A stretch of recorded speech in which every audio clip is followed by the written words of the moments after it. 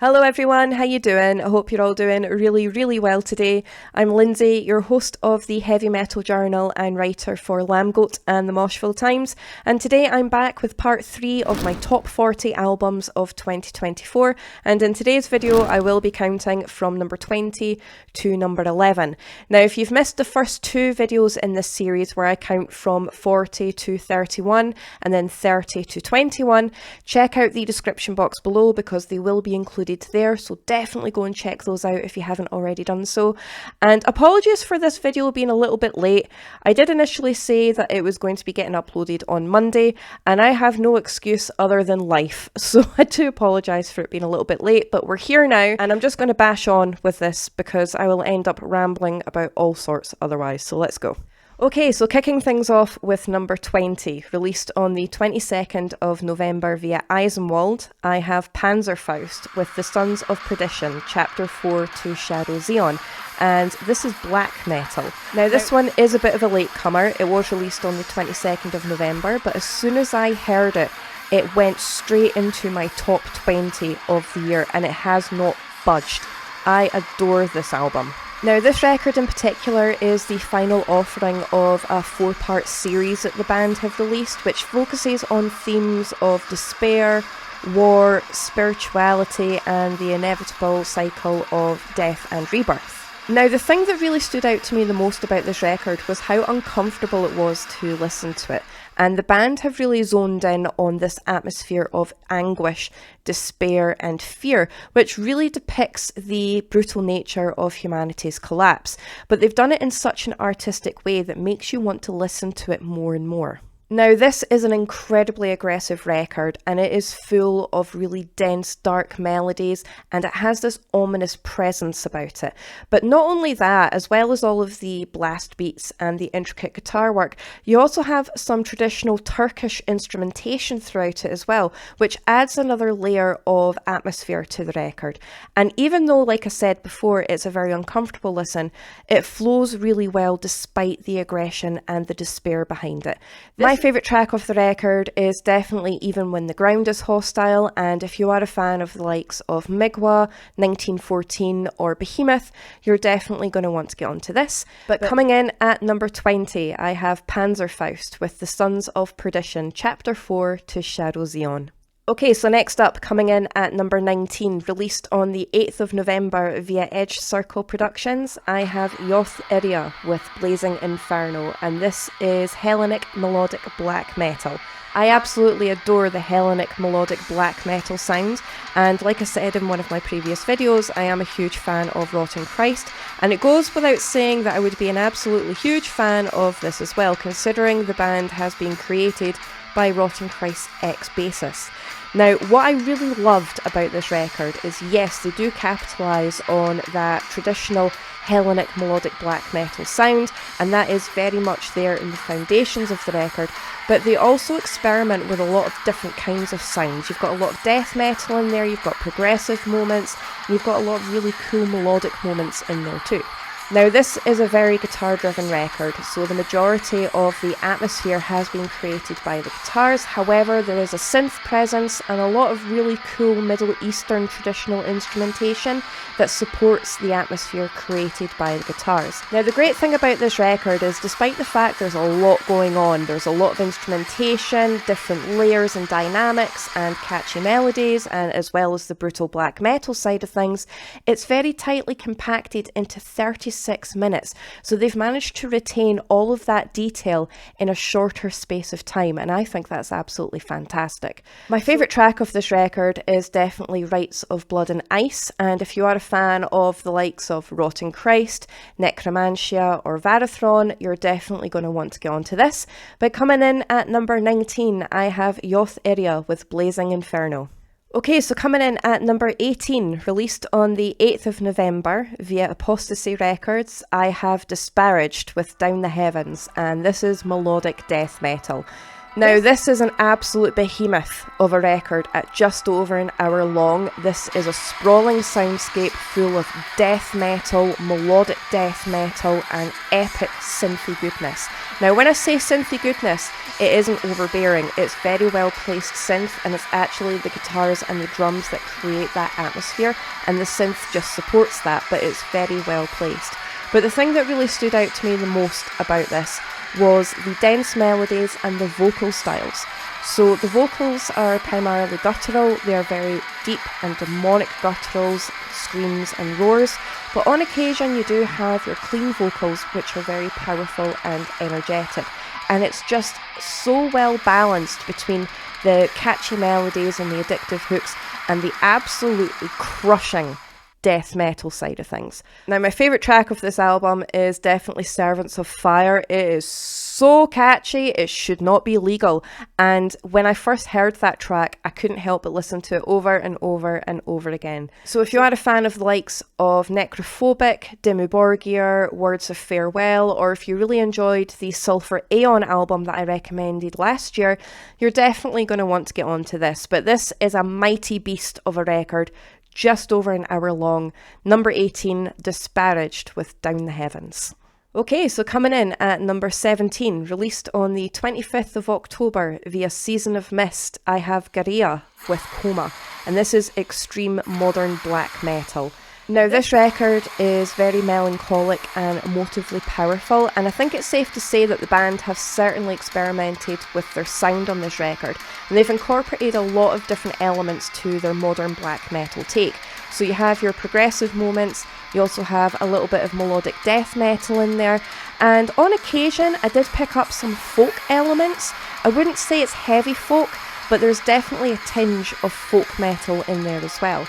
And it really does play on your emotions, but it's highly melodic at the same time. Yes, you do have all of the blistering blast beats, you've got the tremolo picking, and you've got the rasping snarls and screams, but you've also got a lot of really soft, ethereal elements throughout this as well, that really does strike a balance with that harshness.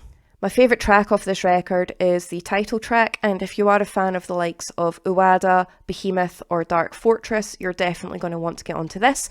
But coming in at number 17, I have Gaerea with Coma. Okay, so coming in at number 16, released on the 5th of April via Metal Blade Records, I have Ingested with The Tide of Death and Fractured Dreams. And this is brutal death slam deathcore metal. Now, I think it's safe to say that this is their most experimental record to date, because you can definitely pick up a lot of melody in this record compared to their previous works.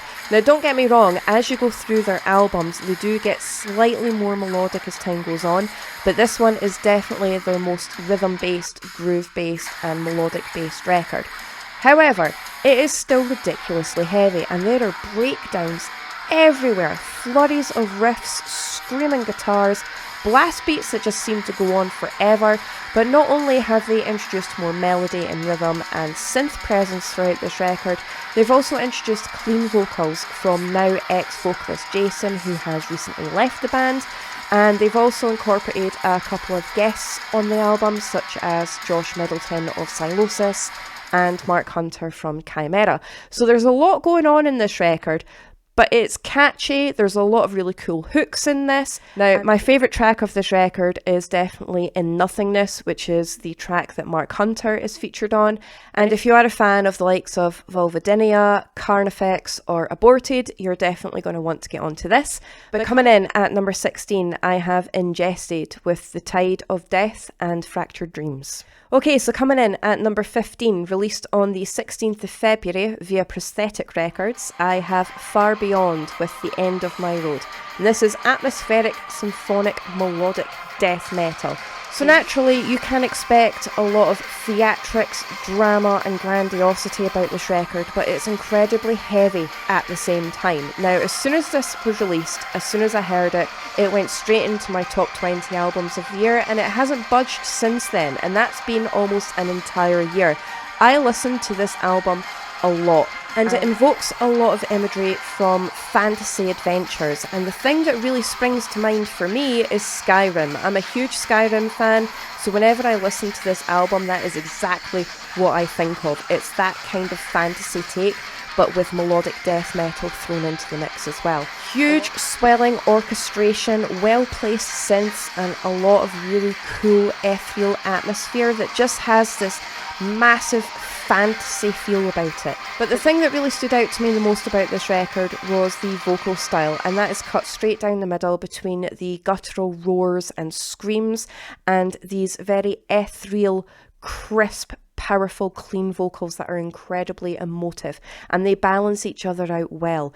This is a sprawling record, it's cinematic in nature, and it's highly addictive. My favourite track of this record is definitely A Symphony of Light, and if you are a fan of the likes of Brymere, Winter Sun, or Atavistia, you're definitely going to want to get onto this. I will say it again, and I will say it constantly. I am in so much awe of these solo projects. The respect that I have for these multi-instrumentalists and vocalists is unreal. I wish I had even a tiny amount of that talent. So the fact that all of these solo projects are coming out is just absolutely amazing to me. But anyway, coming in at number 15, I have Far Beyond with The End of My Road.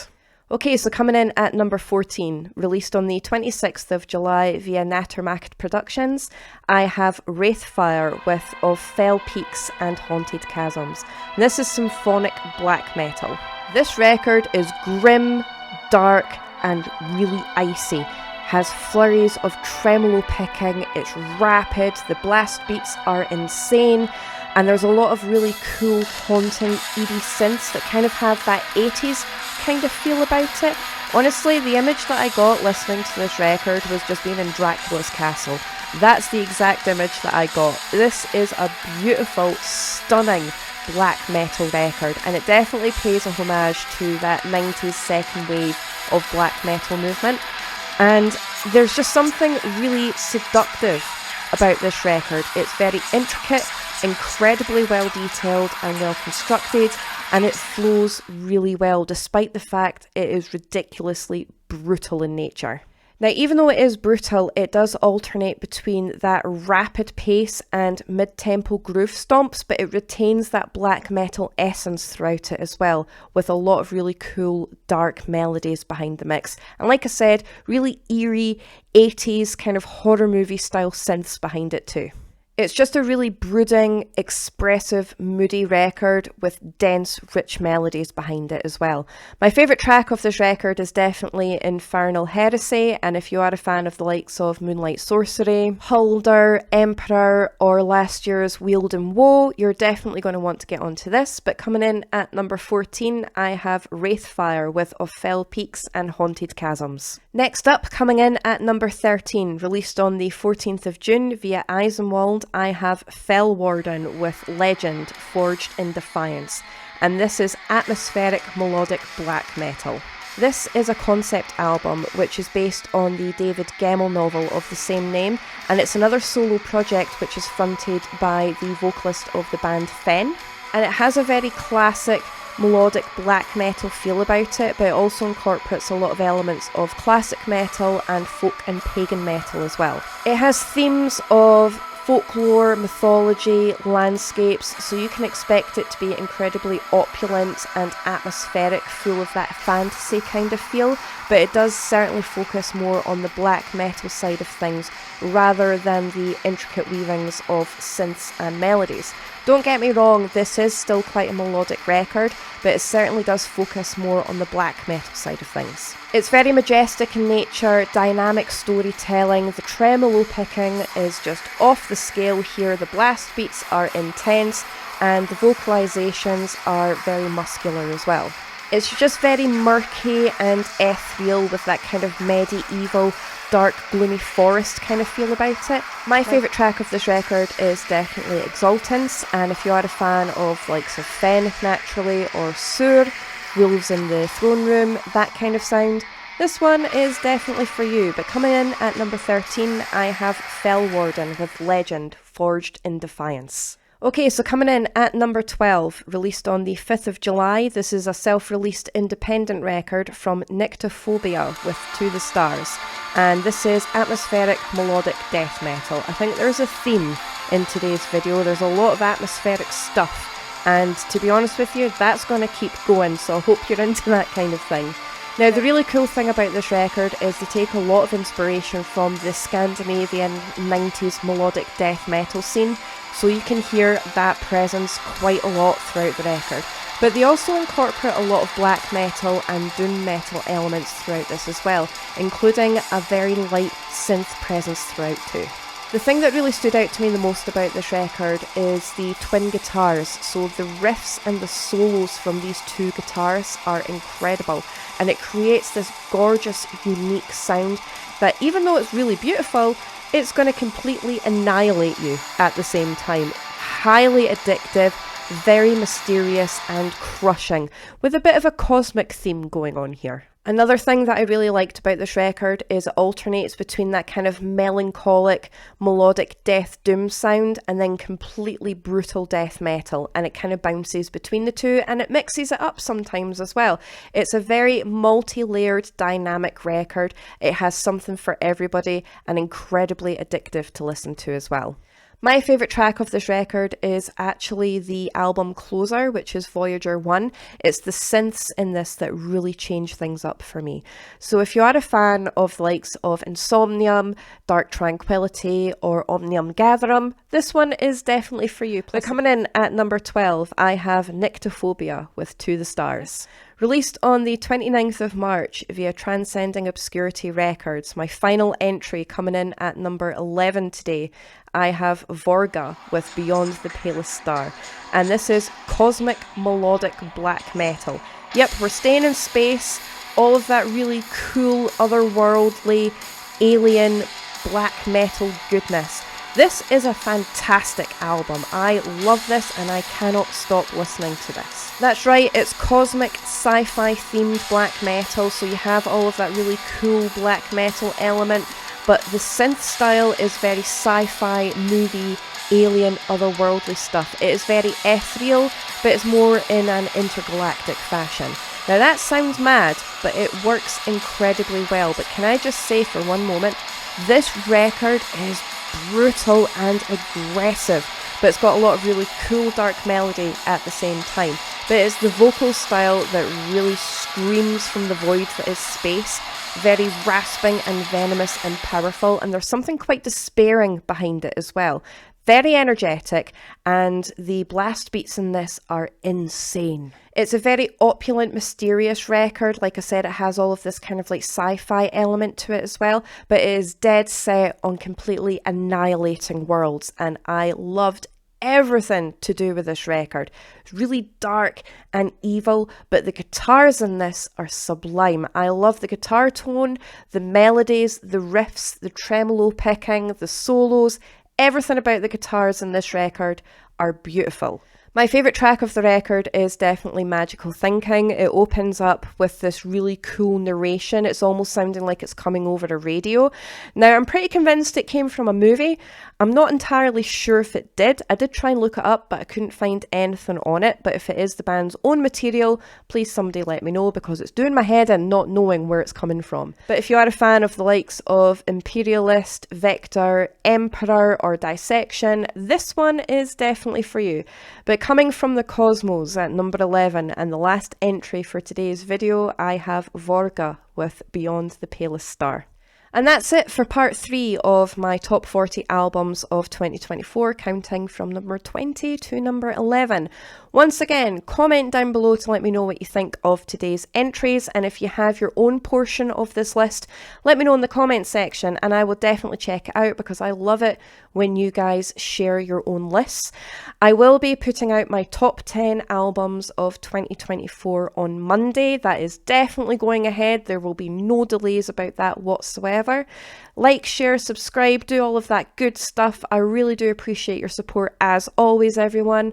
Thank you, and I will see you guys for my top 10 albums of 2024, finally revealing number 1 of 2024 on Monday. See you then.